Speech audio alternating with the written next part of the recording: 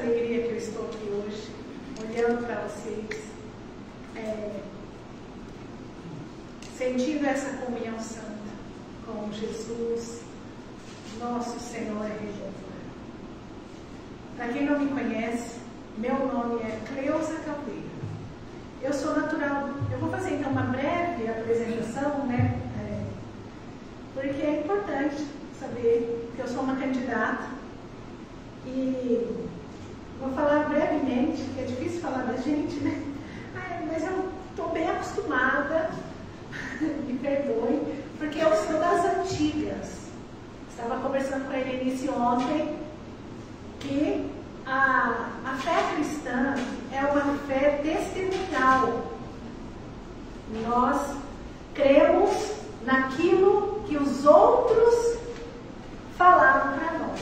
A fé apostólica é fé porque a gente não viu Jesus, mas a gente crê no relato dos apóstolos, no relato de alguém. Você creu, hoje você confia em Jesus Cristo porque um dia alguém falou de Jesus Cristo para você.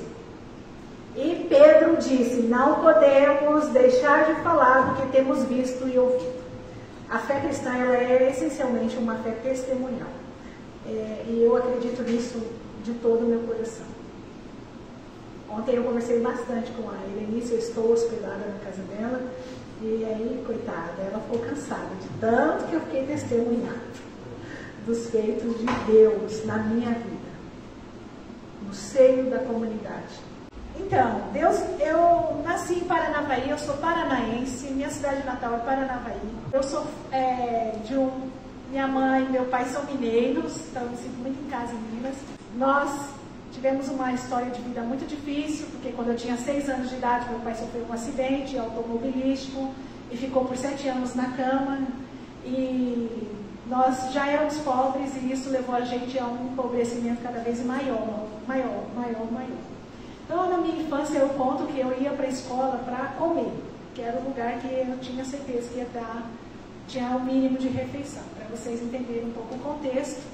E quando eu tinha 15 anos, então, de idade, com 14 anos eu comecei a trabalhar fora de doméstica, não era babá. E com 15 anos eu parei de estudar. Com 20 anos eu saí do interior, fiz o êxodo, né, que muitos jovens fazem, para a cidade grande. Eu fui para a capital do Paraná, Curitiba. E lá, com 21 anos de idade, eu me converti ao protestantismo. Entrei para a Igreja Presbiteriana Independente do Brasil, que eu sou pastora da Igreja Presbiteriana Independente do Brasil. Uma igreja irmã da IPU, né? Nós temos os mesmos artigos de fé e tudo, a mesma teologia, inclusive.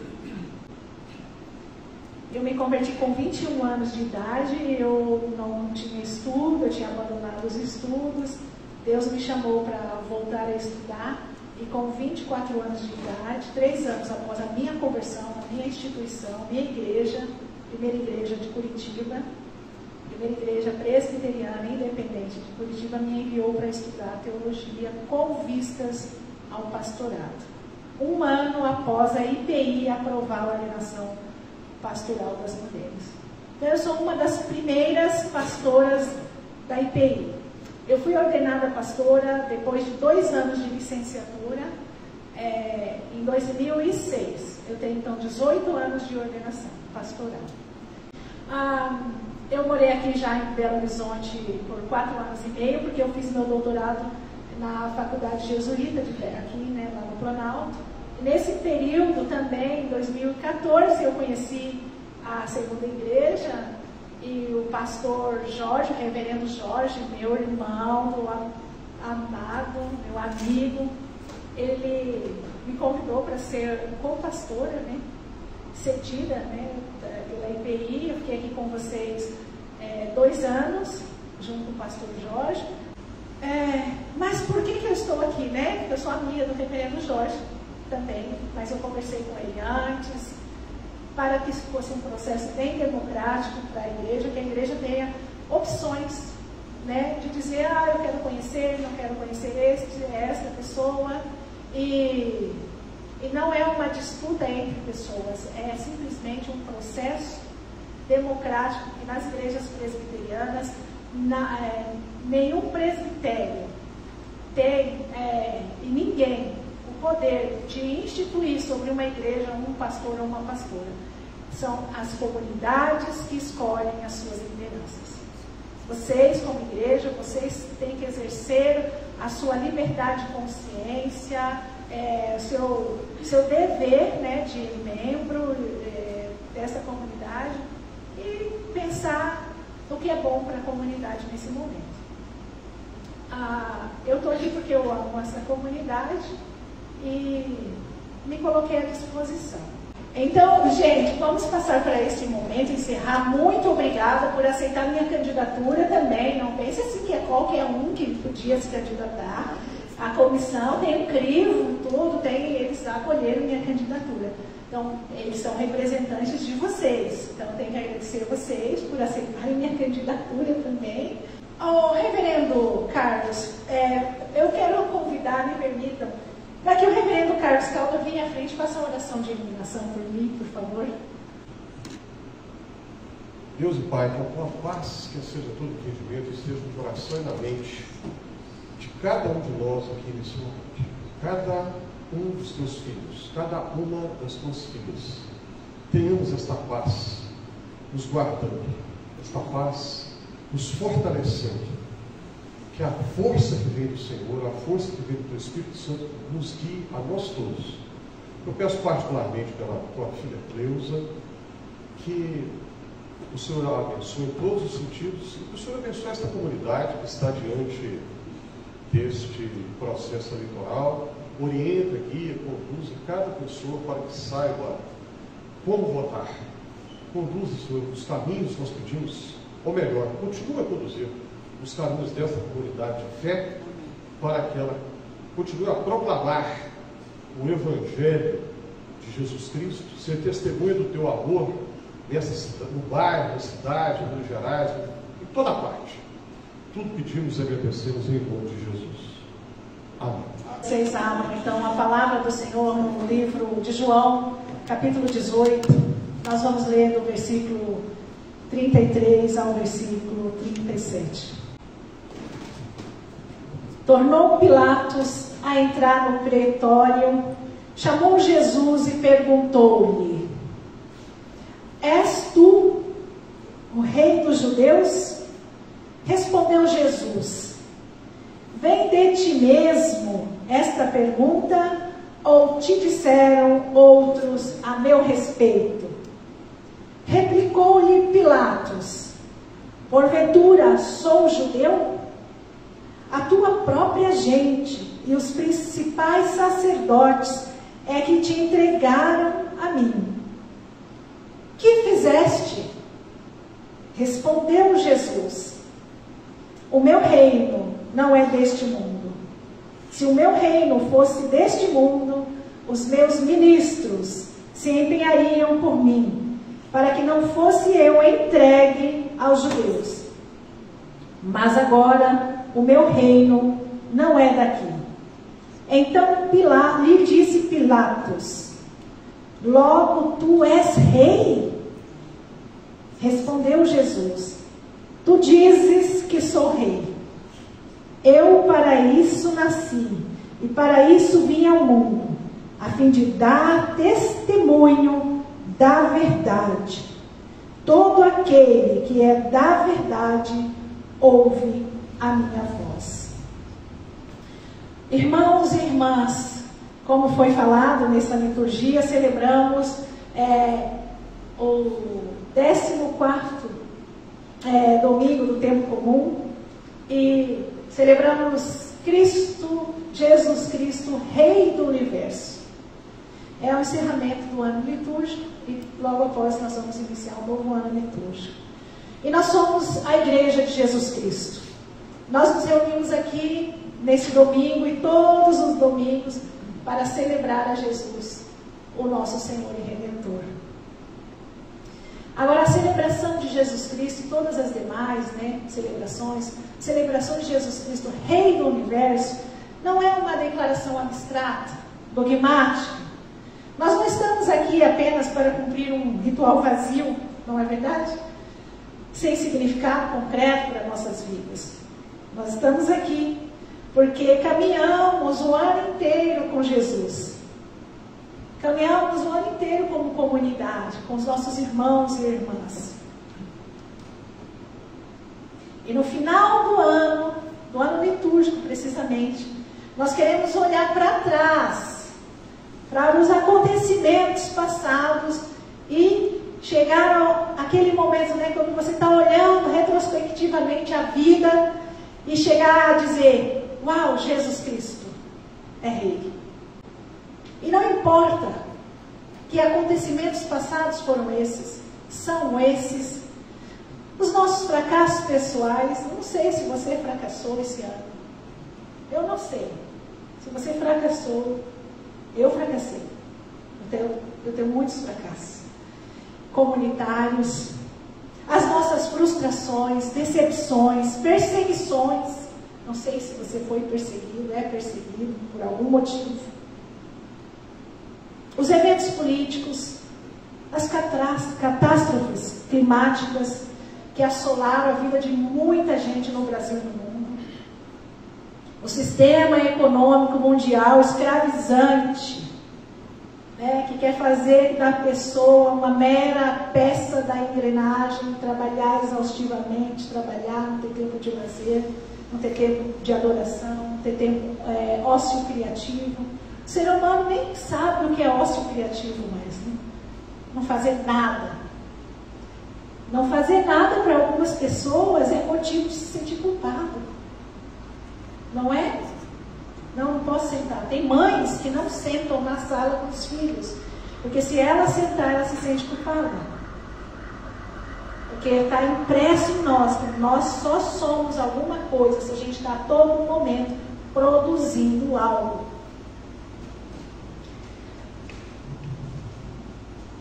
A religião sacrificial, que também tem produzido um contingente de pessoas totalmente alienadas, que barganham com Deus. Deus, ou para algum filósofo que diz que o mercado se tornou Deus, né? Não sabemos, eu não sei quais são os seus acontecimentos particulares, mas nós temos acontecimentos particulares e acontecimentos que afetam a todos nós e que agora nós precisamos ter em mente para poder colocar isso diante de Deus e da pessoa de Jesus Cristo, para poder chegar a fazer uma análise, uma interpretação dos fatos e declarar ao final de tudo isso: Jesus Cristo é Rei.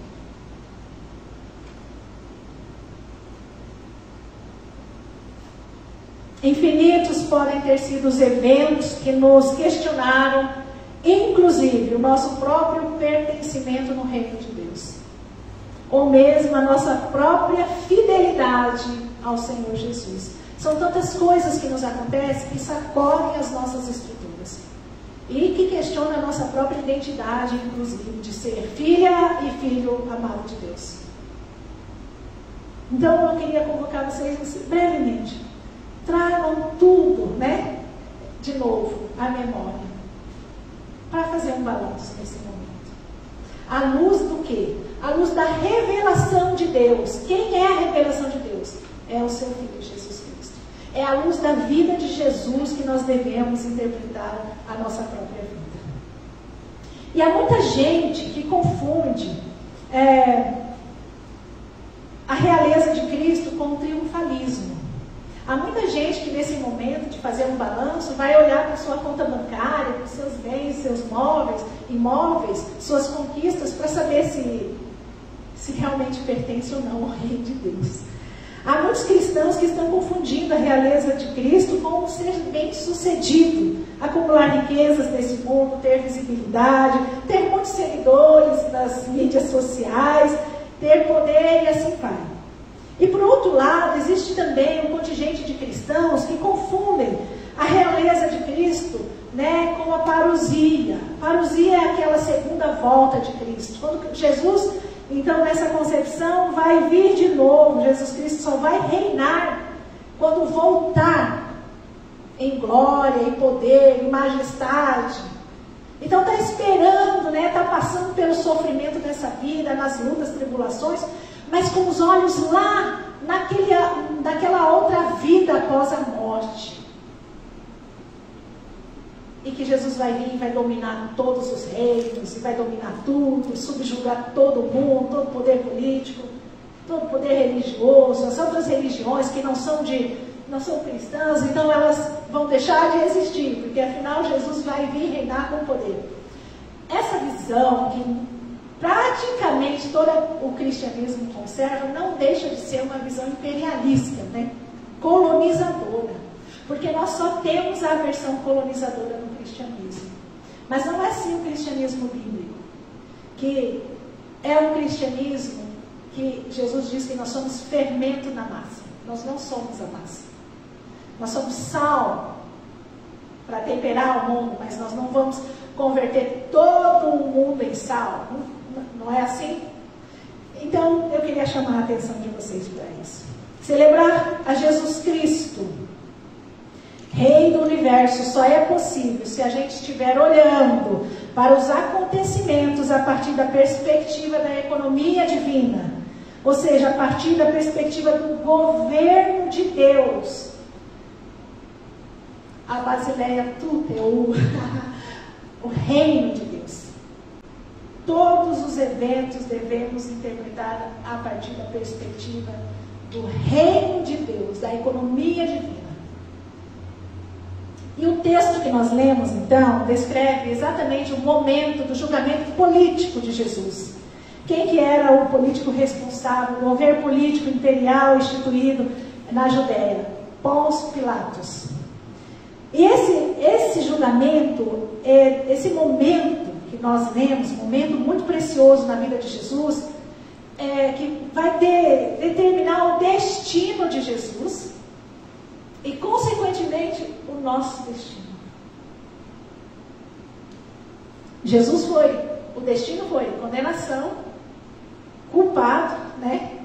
Condenado, e a morte na cruz.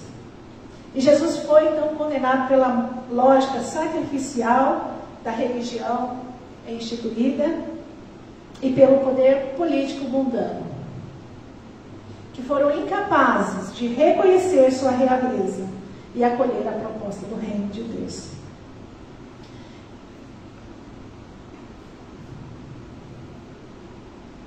Então quero compartilhar com vocês como foi que aconteceu esse julgamento, essa crucificação, o sentido que está oculto por trás. O tema da minha pregação é a verdade escondida no processo da coroação de Jesus. A verdade escondida no processo da coroação de Jesus. Ou poderíamos dizer, a verdade escondida da realeza de Jesus. Primeiro, entender que existem três personagens aqui. A religião sacrificial, representada pelos líderes religiosos, o poder instituído por Pilatos, né, o sistema imperial romano, e Jesus Cristo. Uma leitura.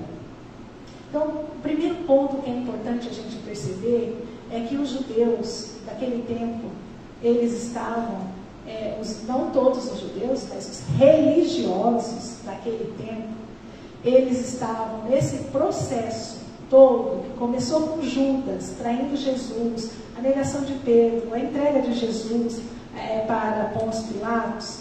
O poder religioso daquela época, eles estavam então tentando salvar a religião sacrificial.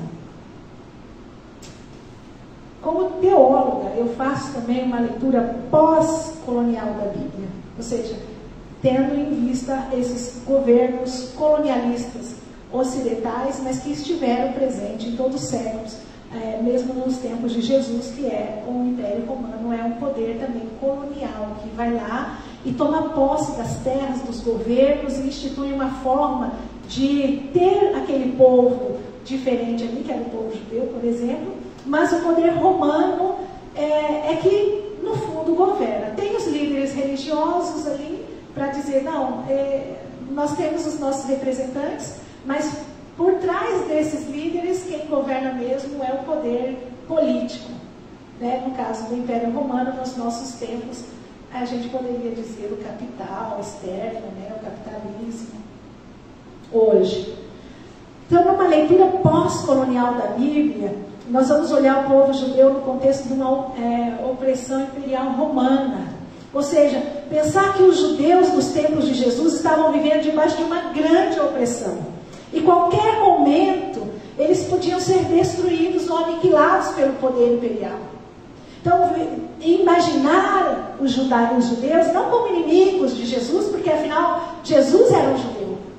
Mas imaginar a tensão que era viver naqueles tempos, que qualquer um que fosse declarado inimigo de Roma ou do imperador, poderia ser aniquilado. Então, não era uma ilusão, era um fato concreto que se dava, que os governos que estavam, os povos colonizados, que não se submetiam a Roma, seriam destruídos.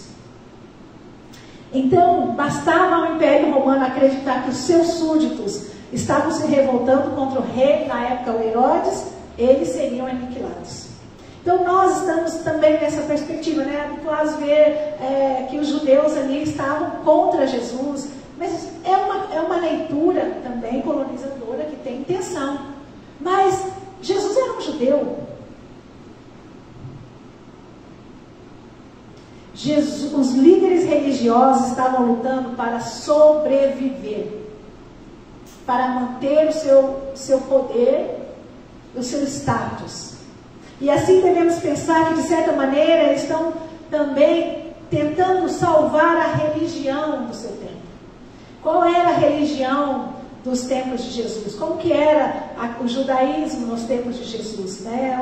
Era uma religião baseada em volta do templo, e uma religião sacrificial, né? Que as pessoas tinham que ofertar sacrifícios, né? Novelhos, bois e tal. E esse processo religioso também levava à exclusão, porque os pobres não podiam fazer parte desse sistema. A religião sacrificial, ela era também um pouco escravizante e ela não promovia libertação alguma.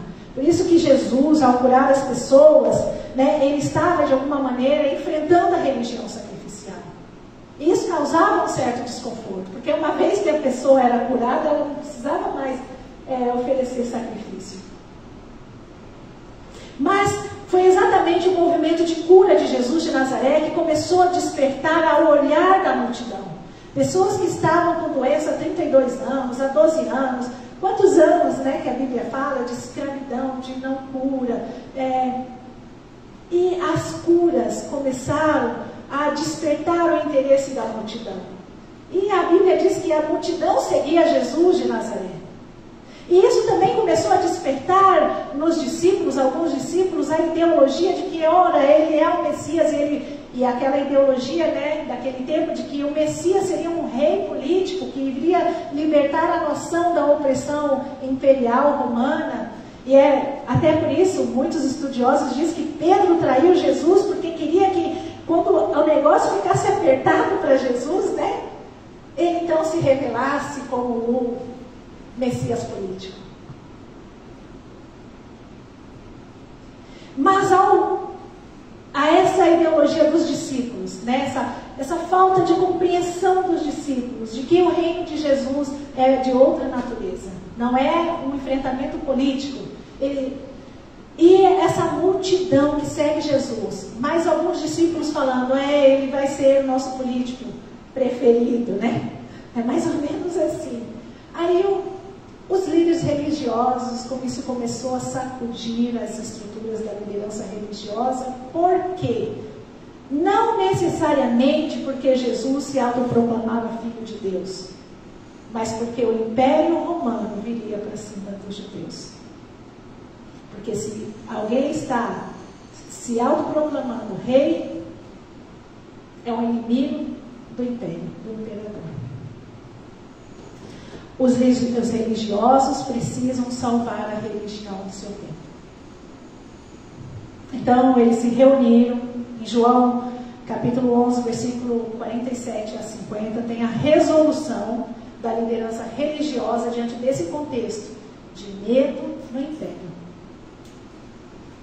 E então João registra assim: então os principais sacerdotes e fariseus convocaram o sinédrio e disseram: que estamos fazendo, uma vez que este homem opera muitos sinais?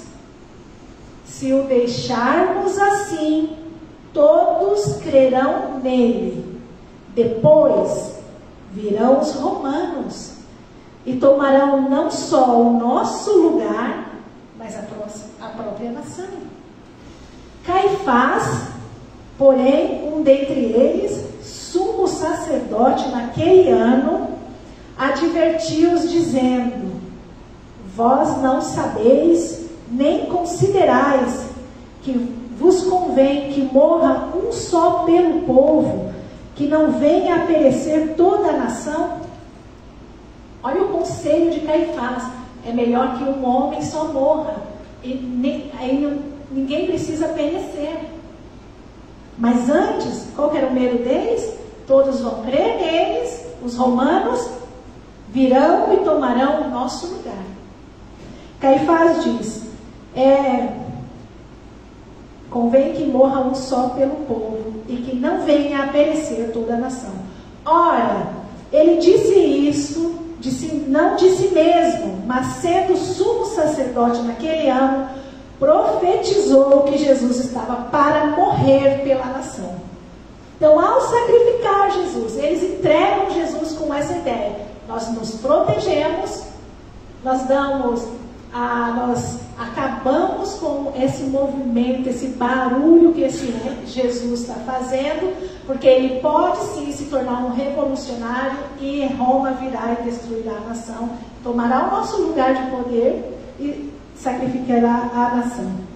Então eles entregam Jesus para o império. E ao sacrificar Jesus no altar do império romano, os líderes religiosos pensavam que estavam salvando a si mesmos. E eles não é que eles eram leais ao império. Os judeus dos tempos de Jesus não estavam atuando para promover o império, estavam se protegendo do império. Mas eles precisavam, de algum modo, convencer Pilatos que eles estavam do lado do império. E é entregando Jesus que eles fazem isso. E o texto que nós lemos, então, está lá: Pilatos recebeu Jesus, né? E Pilatos vai interrogar Jesus. E aí Pilatos vai, então, tentar fazer o quê? Salvar o império. Cada um está pensando em salvar a si mesmo.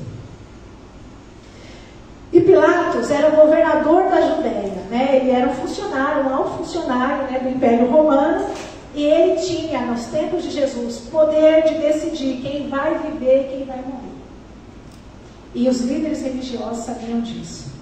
E ele também indicava quem seria o sumo sacerdote. E Caifás era o sumo sacerdote por indicação de Pilatos. Aquilo que eu falei, o poder político está também por trás do poder religioso. E Pilatos começa então a interrogação, né, o seu interrogatório a Jesus, né, interrogação no interrogatório, porque ele está preocupado em saber se Jesus de fato representa uma ameaça ao Império Romano. Se Jesus está assumindo o papel de rei, isso é traição, e que deve ser punido com morte. E nos tempos de Jesus, a morte da cruz era a forma mais cruel de punir uma pessoa, porque ela era simbólica, né? Vendo aquela pessoa morrer à míngua, as outras pessoas iriam pensar muitas vezes antes de querer se revoltar contra o império.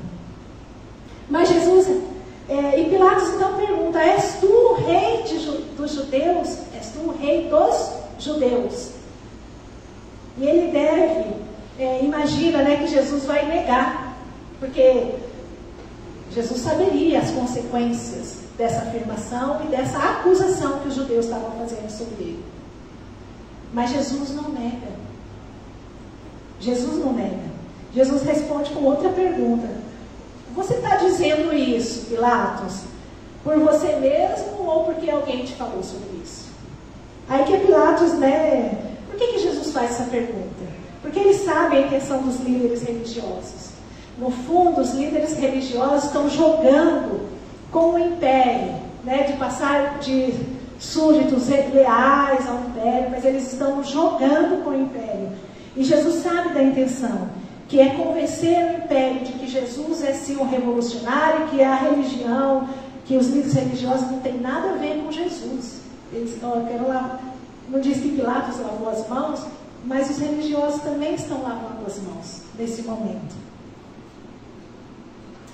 Eles querem salvar a si mesmos e colocam Jesus no altar do império. Então Pilatos está perguntando a Jesus se de fato ele pretende desafiar o poder romano. É como dizer assim, você tem certeza que você quer seguir esse caminho? Não está indo para um...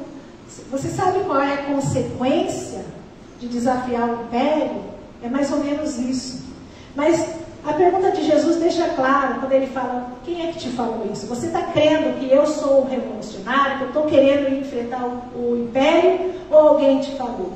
Então, quando Jesus questiona Pilatos, é porque ele também entende da política que está acontecendo, de todo o movimento nos bastidores, E o mundo todo é feito de bastidores também, A politicagem que a gente acaba fazendo, para defender os nossos próprios interesses, isso não passa desapercebido dos olhos de Jesus. Ele vê o que está acontecendo. Então, ele também estava sabendo disso e que Pilatos estava questionando, ele acaba questionando Pilatos acerca dessas intenções revolucionárias. E se Pilatos mesmo vai ceder à pressão dos judeus, mesmo não encontrando em Jesus nenhuma prova de que ele queria derrubar o império.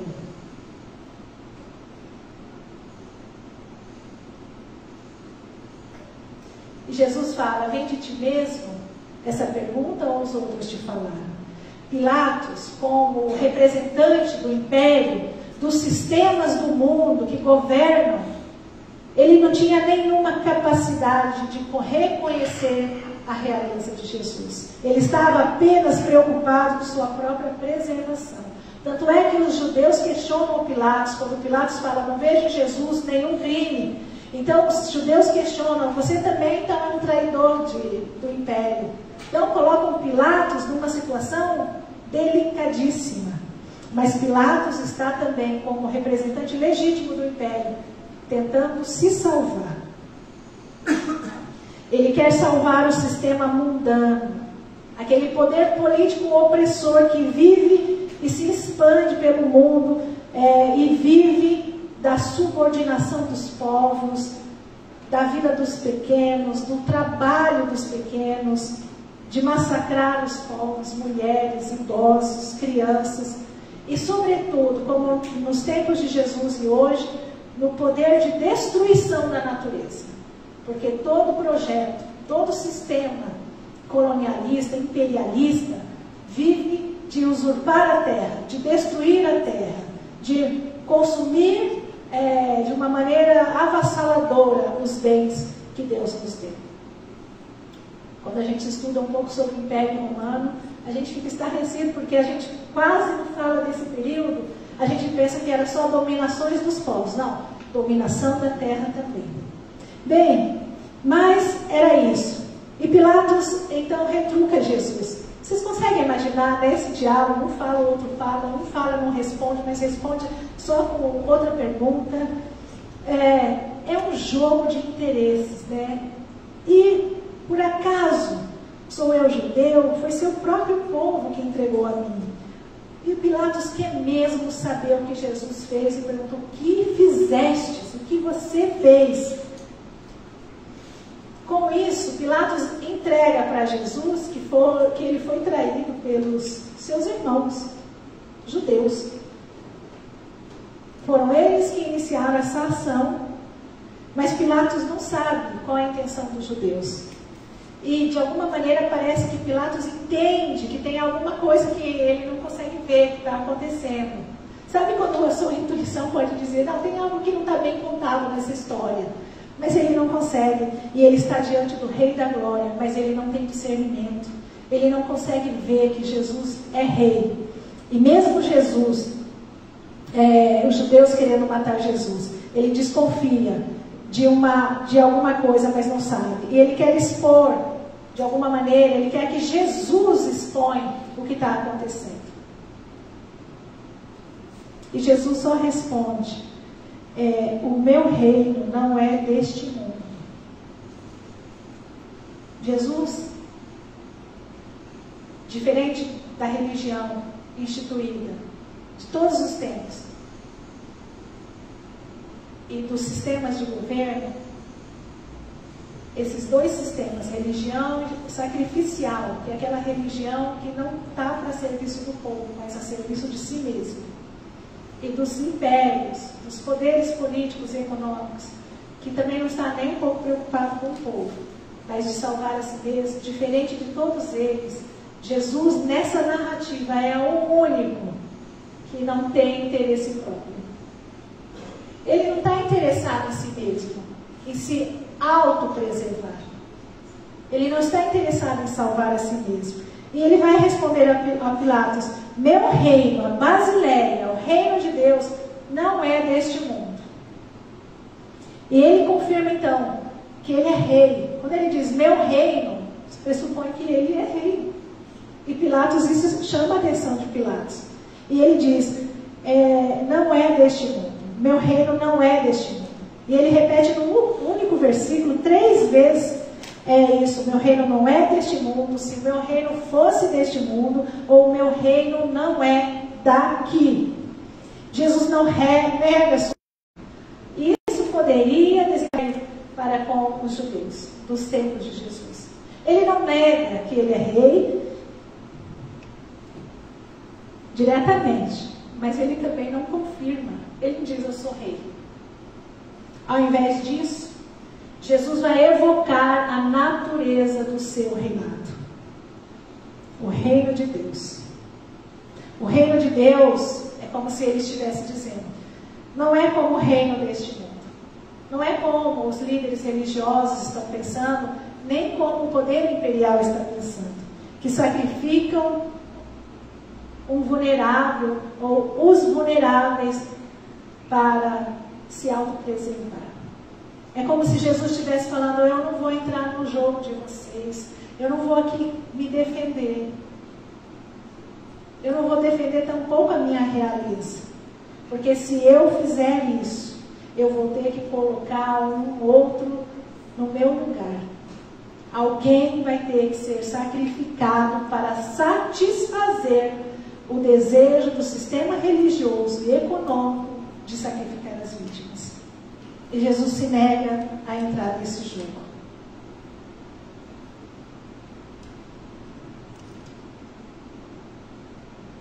Pilatos, então, não encontra nada em Jesus. Nada que o pudesse incriminar contra o império. E ele, então, também não tem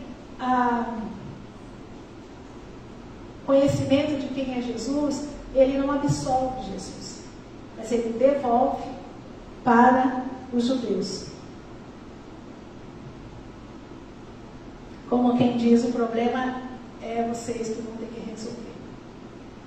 Eu acho que os líderes religiosos estavam assim, naquela expectativa, né? Fiz minha parte, né? Entreguei Jesus lá para o império, não tenho que pensar mais nesse problema, não é mais um problema nosso. E aí vem Pilatos e diz, olha, o problema é ainda de vocês. Vocês vão ter que resolver. Porque eu não vou resolver, eu não vou dar a última palavra. Quem vai dar essa última palavra são vocês. E aí Pilatos então oferece, né, na sequência, vai oferecer para os judeus soltar um prisioneiro. Aí fala, vocês querem Jesus ou Barrabás? Aquele ladrão lá. E o povo, né, diz que a multidão gritou Barrabás.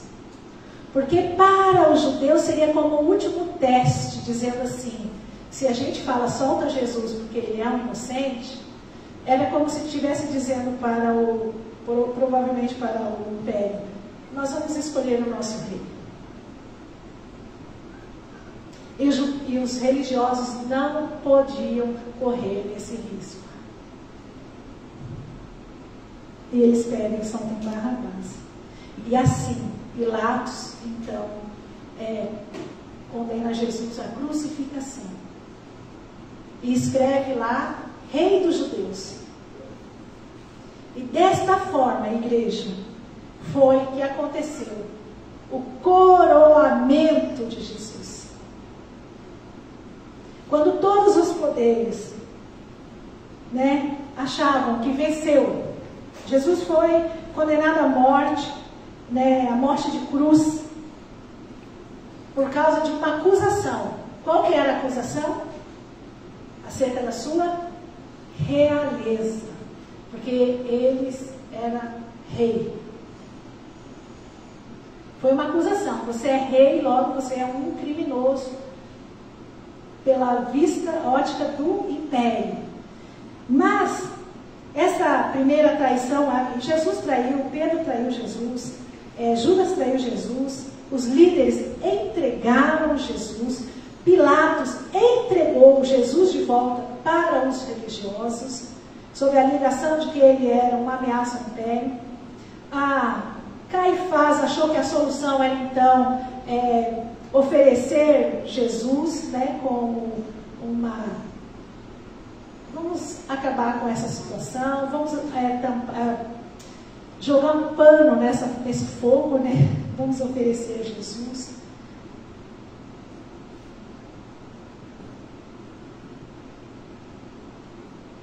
Mas no fundo, aquilo que as pessoas mais temiam, aquilo que as pessoas quiseram evitar a todo custo, foi o que aconteceu.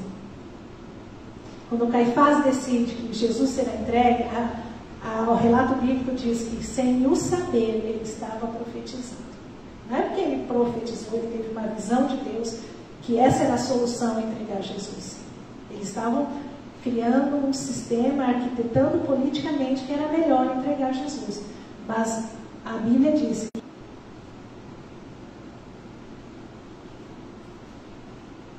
que eu quero dizer, chamar a atenção de vocês com isso.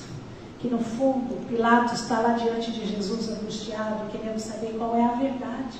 O que está acontecendo? Essa narrativa, essa história parece que não tem uma costura. Por que entregam o inocente para ser acusado de um crime tão grave que merece a crucificação? Mas ele também não absolve Jesus. Jesus não se defende, mas Jesus não nega que é rei, mas também não afirma. E no final de contas, tudo o que ninguém queria acontecer, Jesus foi coroado. Rei, não só dos judeus, mas do universo. Rei do mundo. Mais de 2000 anos passaram e está o mundo inteiro hoje celebrando Jesus Cristo, o Rei do universo. O que a gente, como igreja, pode aprender com essa história? A consciência clara de Jesus, de quem ele era, nada abalou a sua identidade. Nada o fez questionar sua própria fé e sua própria filiação divina. E a consciência clara para o que ele veio fazer nesse mundo. É isso que ele responde: eu vim, para isso eu nasci. Eu nasci exatamente para isso. Sabe quando você tem muita consciência de quem você é e do que você deve fazer na vida? Eu estou convencida de que eu nasci para isso e para isso eu vou viver. Aconteça o que acontecer, não tem ninguém que pode obstruir o meu caminho. Não porque a gente vai pensar que a gente é como um trator que passa por cima. Pelo contrário. Olhando para a vida de Jesus, a gente pode ver isso. Manter a nossa fé em Deus, a nossa relação amorosa, a nossa união com Deus. Todos nós fomos batizados nessa comunhão plena, perfeita, na Trindade, para dentro do Pai, do Filho e do Espírito Santo. Todos que foram batizados têm que ter essa plena consciência. Todos os eventos da minha vida, os que eu choro ou os que eu celebro, estão me conduzindo para a missão que eu tenho que realizar nesse mundo. Então, as pessoas dos tempos bíblicos, né, quando viram Jesus lá crucificado, dá para entender assim um alívio, né, dos líderes religiosos. Um certo alívio, né, tipo aquela multidão, né, vai ser dispersa, como de fato aconteceu depois da morte de Jesus. Todos ficaram com muito medo do império, porque sacrificaram Jesus, também pode sacrificar. Pedro já tinha negado Jesus minutos antes. Então, um certo alívio, né? Isso acabou. E o império também se deu por satisfeito, sempre crucificando vítimas inocentes.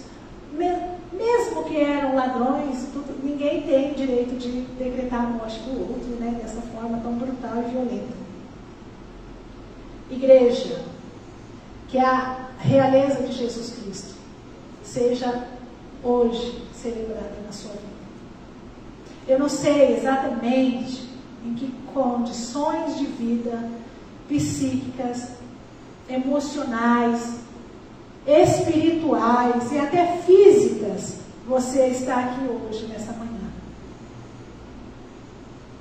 Mas eu quero que você entenda, olhe para trás, à luz desse movimento simples que parece que eu tentei trazer para vocês, de que nem sempre as pessoas vão compreender o propósito de Deus para a nossa vida, para a sua vida.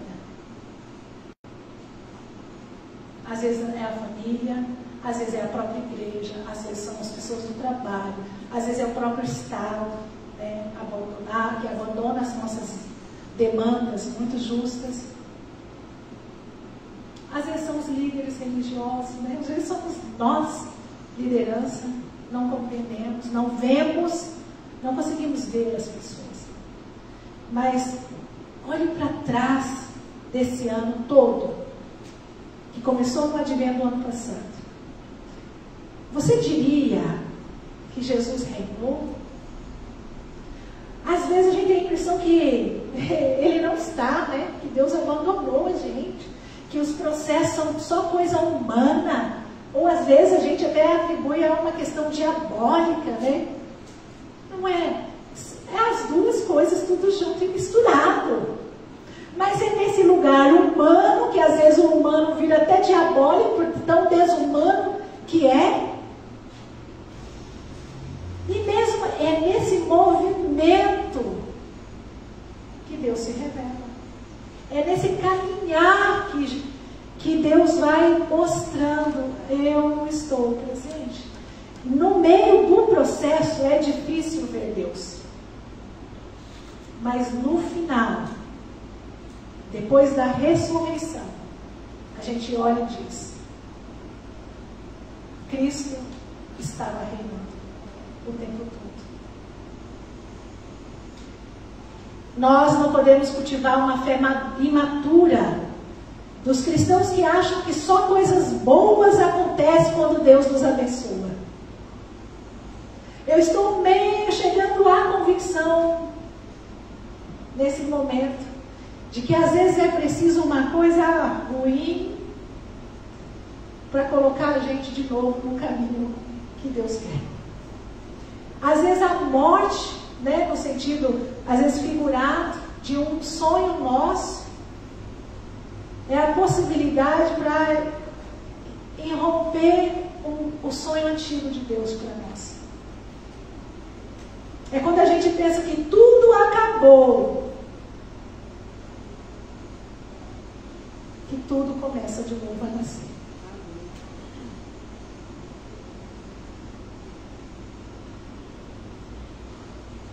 Eu só quero deixar essa mensagem hoje.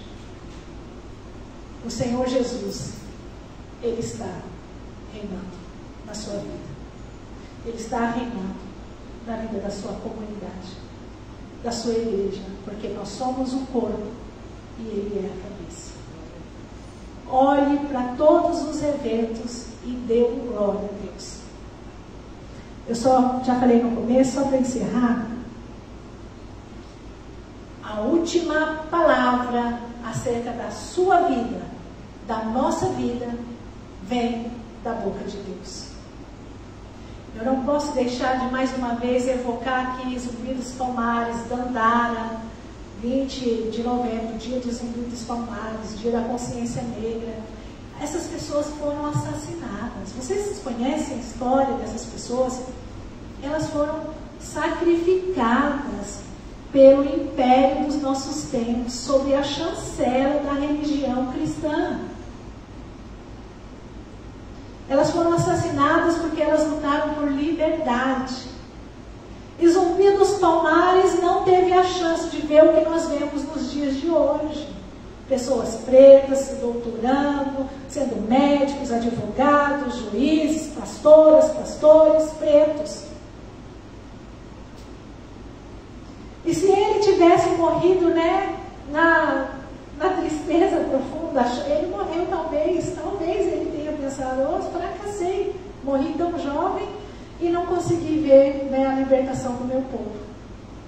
Ele não fracassou. E nós só estamos aqui porque ele foi como Jesus. Ele deu, não como Jesus, mas ele não desistiu. Mas Jesus deu a vida não para salvar a si mesmo.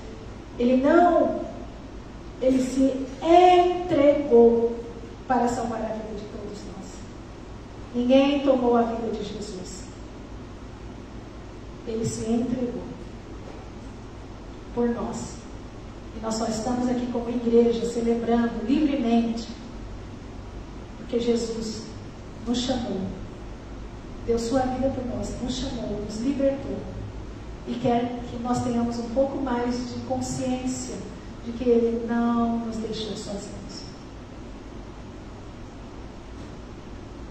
Você pode, nesse momento, reconhecer e dizer, junto comigo, Jesus Cristo é o Rei do Universo. Jesus Cristo é o Rei do Universo. Jesus Cristo reina. Jesus Cristo reina na minha vida. Diga isso para você. Jesus Cristo reina na minha vida. Jesus Cristo reina na minha vida em comunidade. Que o Senhor te abençoe e te guarde, para que daqui a um ano você volte aqui e você vai dizer, foi um ano que eu tomei mais consciência de que as coisas positivas e negativas estavam me conduzindo para o centro da vontade de Deus. Receba a bênção. Que a graça do nosso Senhor Jesus, o amor de Deus, Pai e Mãe, a presença consoladora e animadora da vida do Espírito Santo, a Ruá divina, seja sobre sua vida hoje e para todo sempre. Amém.